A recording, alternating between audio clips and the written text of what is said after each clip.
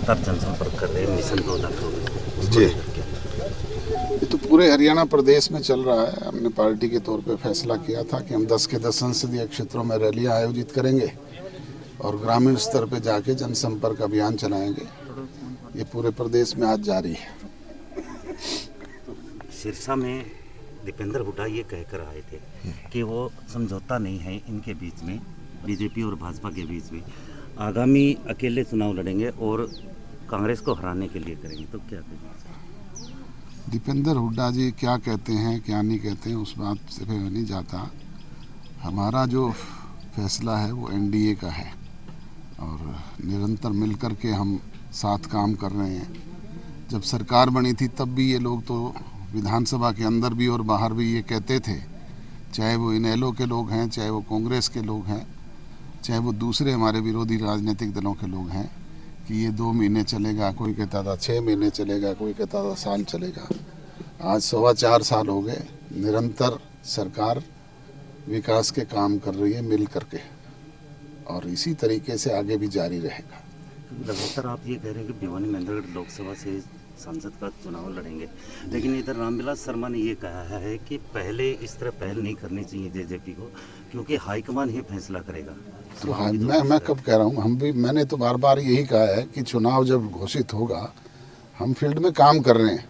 Field में काम करना सब राजनीतिक दलों का अधिकार है। भाजपा भी लगी हुई है, हम भी लगे हुए हैं, कांग्रेस भी लगी हुई है, पर निर्णय तो जब चुनाव होगा तभी होगा। कहीं ना कहीं लगता है कि गठबंधन चलता रहेगा और चुनाव मिलकर लड़ेंगे। अभी 3 दिन पहले भारतीय जनता पार्टी के राष्ट्रीय अध्यक्ष जेपी नड्डा जी आए थे पंचकूला में और वो स्पष्ट करके गए हैं कि हमारा गठबंधन जारी रहेगा। सर, आपके भाई जो अभय सिंह चौटाला के संगी हैं, दिलबाग सिंह, ईडी की रेड पड़ी है, तो उसको लेकर क्या करेंगे सर?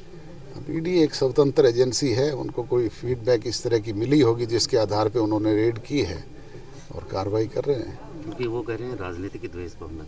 अब राजनीतिक द्वेष भावना तो एक अकेले दिलबाग सिंह के नहीं, कांग्रेस के विधायक के यहाँ भी रेड हुई थी, दूसरे लोगों के भी हुई है, कई और व्यापारी और माइनिंग से जुड़े हुए लोगों के भी हुई है। सर, विपक्ष लगातार ये कह रहा है कि जेजेपी ने पेंशन और जो युवाओं को जो नौकरी का जो मामला था वो पूरा वायदा नहीं निभाया। तो कई कानूनी पेचीदगियां उसमें आड़े आ रही है और सुप्रीम कोर्ट में सरकार केस लड़ रही है। जो चीज़ हमने कही है, हरियाणा विधानसभा की पटल पे बाकायदा कानून बना करके उसे लागू करवाने का काम किया था। अब वो तो आगे कोर्ट ने उस पर रोक लगा दी। अब वो रोक कब तक जारी रहेगी ये तो कोर्ट का निर्णय है।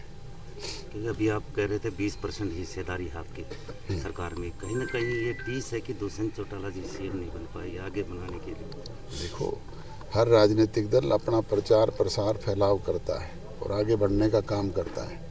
कभी हम भारतीय जनता पार्टी के बड़े सहयोगी के रूप में काम करते थे, आज हम उनके छोटे सहयोगी के रूप में काम कर रहे हैं और हम तो यही चाहते हैं कि जननायक जनता पार्टी प्रदेश में और बढ़े। और दुष्यंत चौटाला निश्चित तौर पे प्रदेश के लोगों की भावना है।